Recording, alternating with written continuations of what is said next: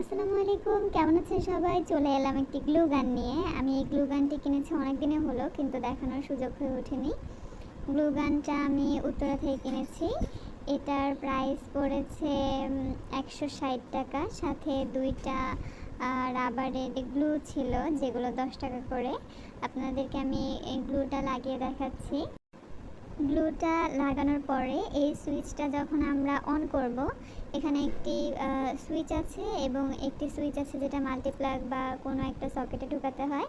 দেন হচ্ছে এই গ্লুয়ের যে রাবার স্টিকটা সেটা গলে যাবে, আর আপনারা গ্লু গানটা ইউজ করতে পারবেন। আমি এখনই আপনাদেরকে দেখাবো কিভাবে গ্লুটা গলে যায় এবং আপনারা এটা ইউজ করতে পারেন।